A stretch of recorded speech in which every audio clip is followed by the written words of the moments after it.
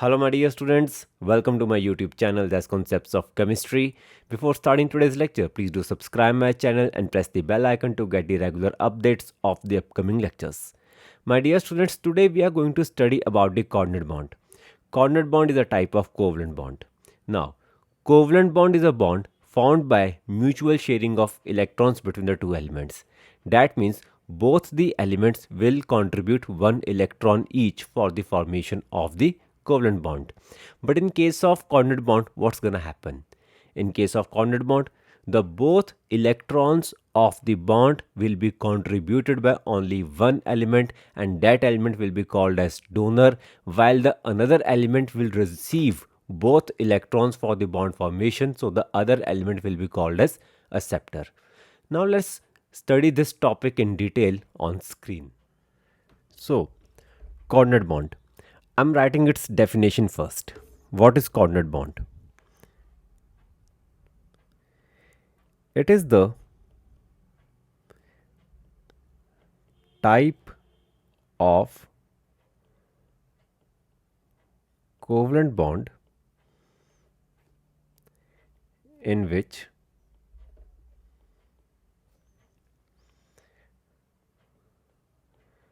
both the electrons of shared pair, that is bond, is contributed by only one element, is contributed by only one element and is termed as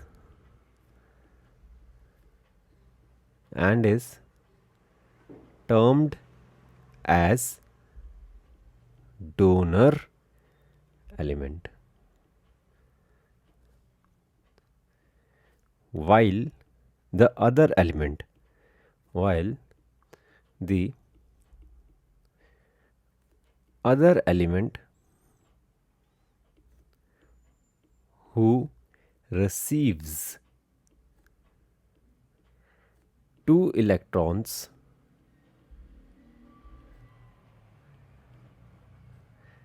is termed as acceptor element, is termed as acceptor element. Now let's take an example. I'm taking the element, take it to be A. Now I'm marking 8 electrons around A. That means I'm taking the complete octet of A. 1, 2, 3, 4, 5, 6, 7 and the 8. Now I'm taking the element B with the 6 electrons in its valence shell. That's the first electron, second electron, third electron, fourth electron, fifth electron and the sixth electron. So what's going to happen in this case? We are having 8 electrons, that is complete octet of A, and we are having 6 electrons in B, and I'm writing B is short of 2 electrons. B is short of 2 electrons for completing octet.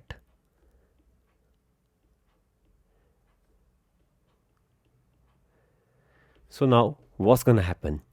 A is going to gift its one electron to the B. Please do have a look very carefully. A is going to gift its one of the electron to the B. Now what's going to happen next? I'm again drawing the electron dot structure for A and B after the transference of electron from A to B. Now that's A, 1, 2, 3, 4, 5, 6, and 7. As A has donated its one of the electron to B, so we are taking 7 electrons in A now. Now, let's make the electron dot structure of B. That's B. 1, 2, 3, 4, 5, 6, and the seventh electron. This seventh electron B has received from the A. Now, B also got 7 electrons in its valence shell. So now what's going to happen next? Now,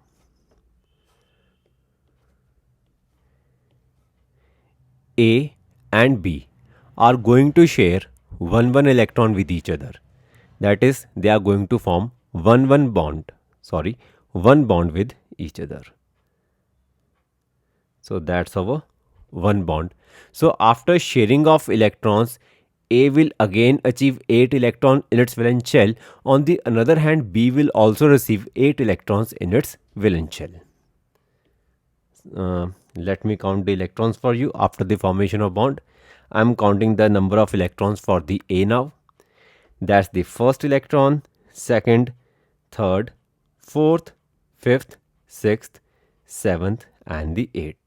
So A has completed its 8 electron in its valence shell after the donation of 1 electron to B, and after that forming covalent bond with that donated electron. Now let's count the number of valence electron of B after receiving 1 electron and the formation of 1 bond with that received electron. So it comes out to be, that's the first electron, second, third, fourth, fifth, sixth, seventh, and the eighth. So that means B has also completed its octet, that is 8 electrons in its valence shell. So now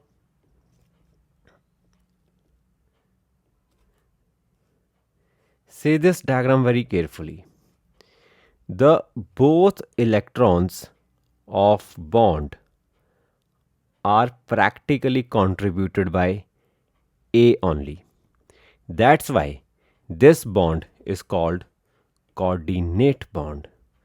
That's why this bond is called coordinate bond, because both the electrons of this bond are contributed by A and received by B. So in this case, A will be called as donor element and B will be called as acceptor element. Now, there is one more way to understand the coordinate bond.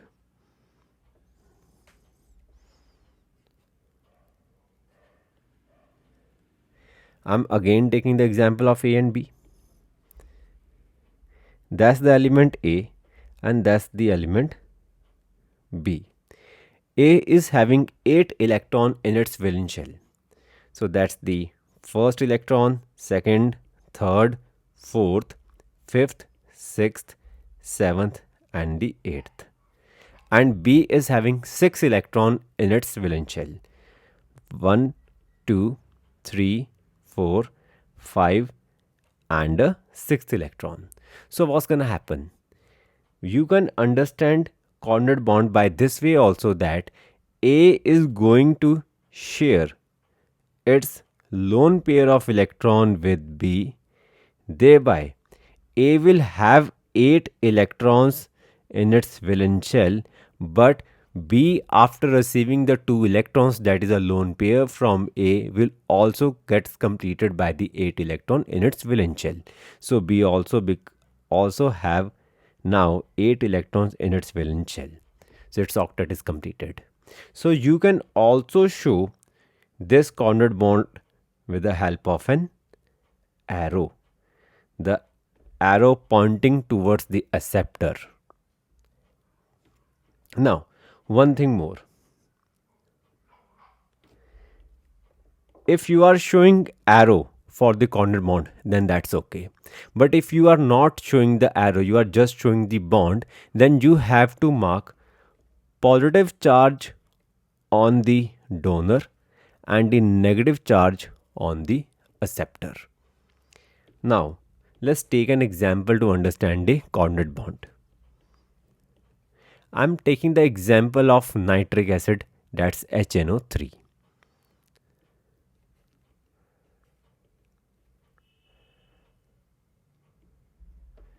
Example is HNO3, that's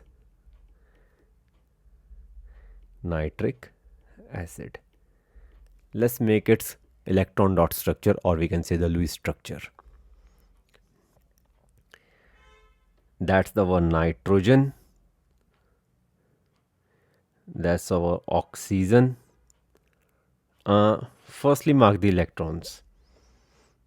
Now, nitrogen has 5 electrons in its valence shell. So let's mark 5 electrons around the nitrogen. That's the first electron, second, third, fourth, and the fifth. Now, let's talk about the oxygen. That's my first oxygen, and we all know that oxygen has 6 electrons in its valence shell. So I'm marking 6 electrons around the oxygen. That's the first electron, second, third, fourth, fifth, and the sixth. Now, let's take the another oxygen.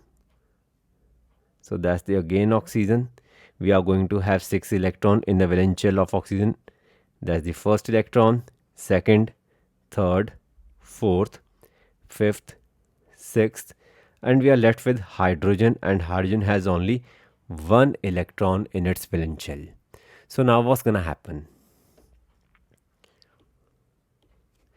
The nitrogen is going to form double bond with the first oxygen. So after the formation of two bonds with nitrogen, the first oxygen will attain octet, that is 8 electron in its valence shell. So let's count the electrons for the first oxygen after the formation of bond. That's the first electron, second, third, fourth, fifth, sixth, seventh, and the eighth. So this oxygen has attained octet, that is 8 electrons in its valence shell. Now, what next? This nitrogen is going to form one bond with the second oxygen. So we got the one bond with the second oxygen. So now let's count the number of electrons for nitrogen after the formation of 3 bonds, the 2 bond with first oxygen and the 1 bond with second oxygen. So that's the first electron, second electron, third electron, fourth electron, fifth, sixth, seventh, and the eighth. So that means nitrogen has also attained octet, that is 8 electrons in its valence shell. Now, this second oxygen is going to form one bond with the hydrogen. So, second oxygen is going to form one bond with hydrogen. So now let's count the number of valence electron for the second oxygen after the formation of two bonds, one with the nitrogen and one with the hydrogen.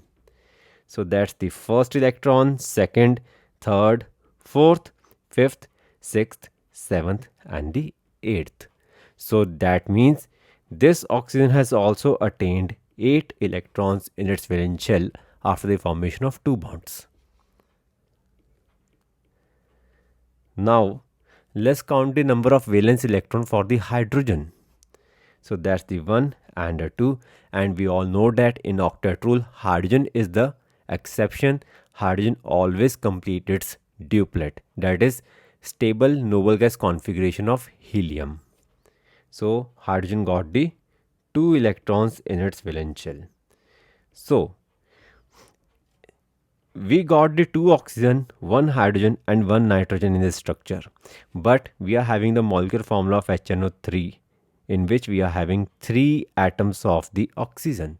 So where we have to place the third oxygen now? So that's the third oxygen over here. Now oxygen has 6 electrons in its valence shell. That's the first electron, second, third, fourth, fifth, and the sixth. So this oxygen is now having 6 electrons in its valence shell as a basic rule. Now, what's going to happen? The nitrogen is going to form coordinate bond with the third oxygen now.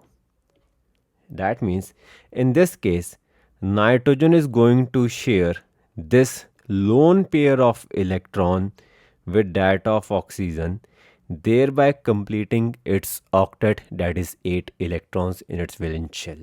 So now after the formation of coordinate bond, the third oxygen also got 8 electrons in its valence shell.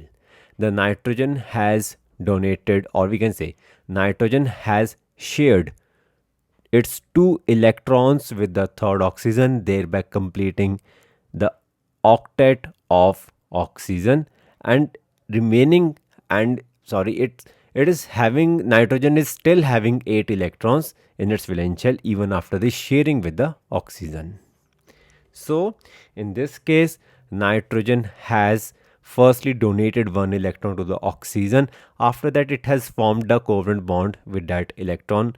So that's the formation of coordinate bond. Or we can also understand in this way that nitrogen has shared its lone pair of electron with the oxygen, thereby completing the octet of oxygen, that is 8 electrons in its valence shell, and nitrogen will still have 8 electron in its valence shell even after the sharing.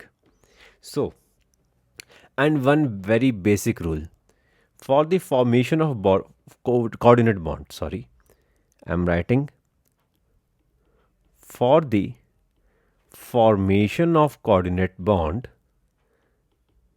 formation of coordinate bond, there must be difference of 2 electrons between the combining elements, and that's the very standard rule for the formation of coordinate bond. So you can see that the nitrogen was having 8 electron in its valence shell. On the other hand, third oxygen was having 6 electron in its valence shell. 8 minus 6 comes out to be 2. So that means there is a difference of 2 electrons between the combining elements. That's why the formation of coordinate bond is possible. Let's assume we are having nitrogen. No, we are having fluorine. Let's assume we are having fluorine instead of third oxygen. I'm saying that we are having fluorine instead of the third oxygen. In fluorine, we are having 7 electron in the valence shell. So now nitrogen is having 8 electron in its valence shell, but fluorine is having 7 electron in its valence shell. So the difference is of 1. So there will not be the formation of coordinate bond. We must have the difference of 2 electrons for the formation of coordinate bond. That means oxygen is having 6 electron in its valence shell and nitrogen is having 8 electron in its valence shell. Now 8 minus 6 comes out to be 2. That's why the formation of coordinate bond is possible. But in case of fluorine, let's take an example that we are having fluorine instead of the third oxygen. So there will not be the formation of coordinate bond because fluorine is having 7 electron in its valence shell and nitrogen is having 8. So 8 minus 7 comes out to be 1. That's why the formation of coordinate bond between nitrogen and fluorine is not at all possible. So